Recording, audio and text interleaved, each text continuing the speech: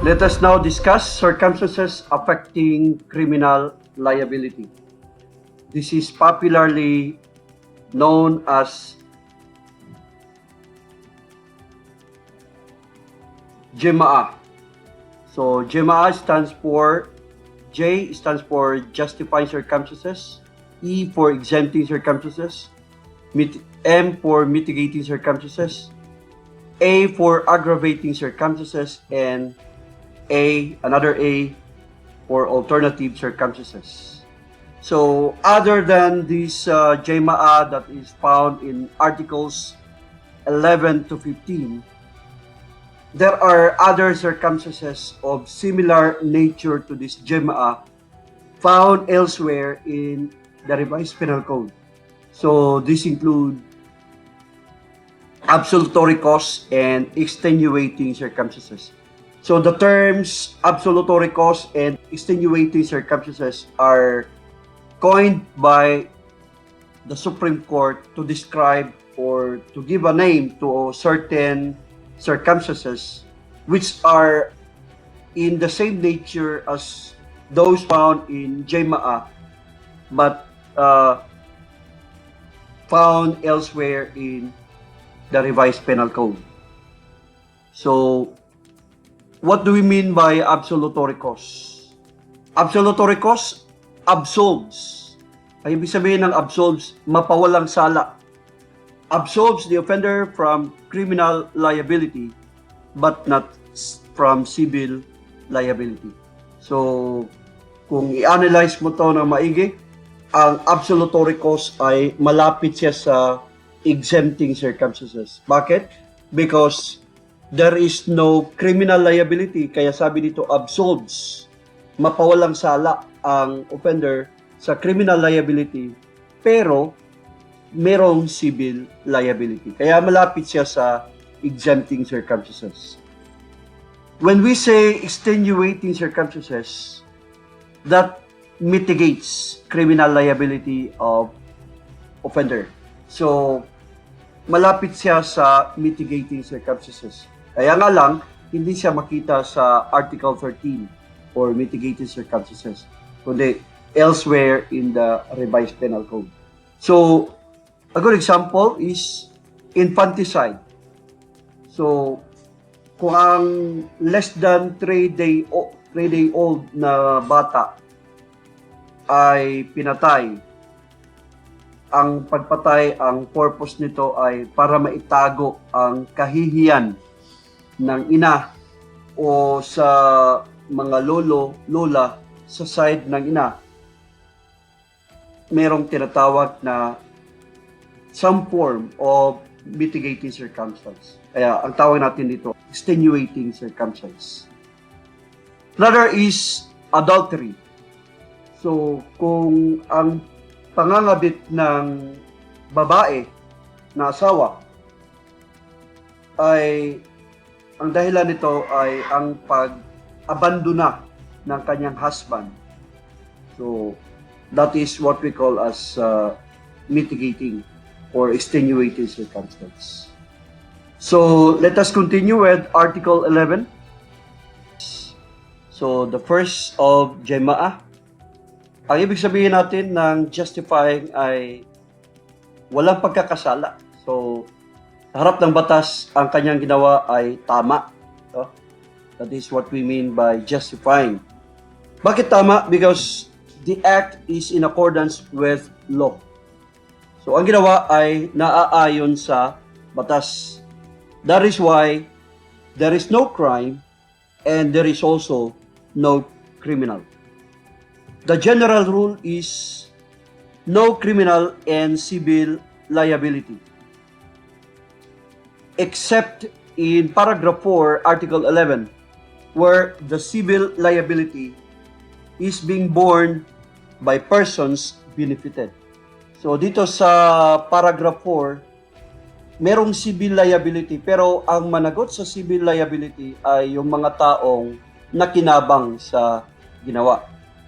A good example dito, may nasusunog na mga maliliit na bahay sa isang squatters area. Alam natin, sa squatters area, made of wooden materials ang mga bahay. Ngayon, ang hangin ay papunta sa direksyon sa isang pabrika ng paint. So, paint factory. So, may mga bahay din doon na malapit sa paint factory.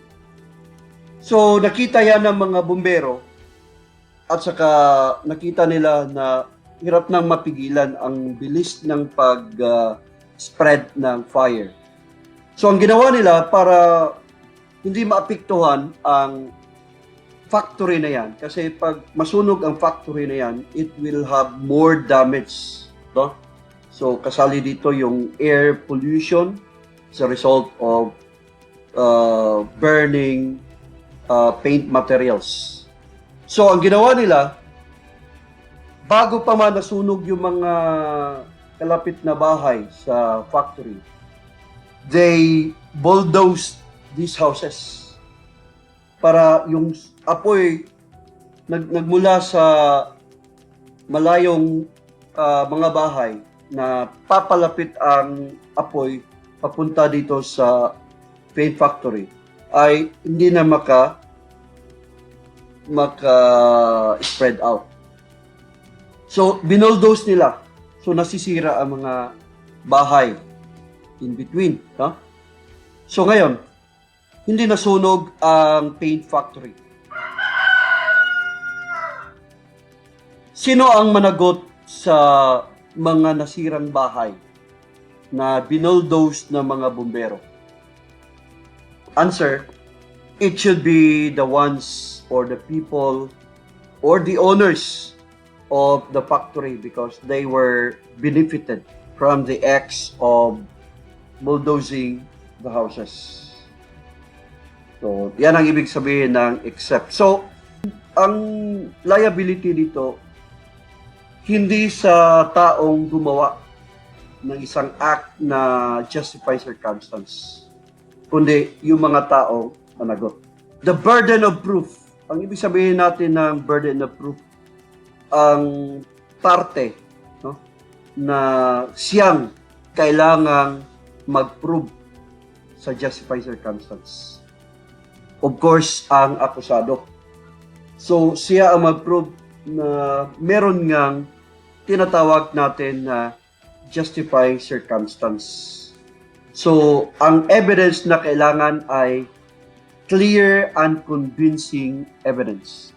Ang clear and convincing evidence ay nasa mababang level lang yan sa proof beyond reasonable doubt. Okay? So, let us continue. So, sa board examinations, ang palaging tinatanong patungkol sa justified circumstances is more of classification. Tatanungin kung alin sa mga circumstances ay matawag na justifying or exempting or mitigating or aggravating or alternative circumstance. So, let us memorize Article 11 by the circumstances, no? Shortened circumstance nito.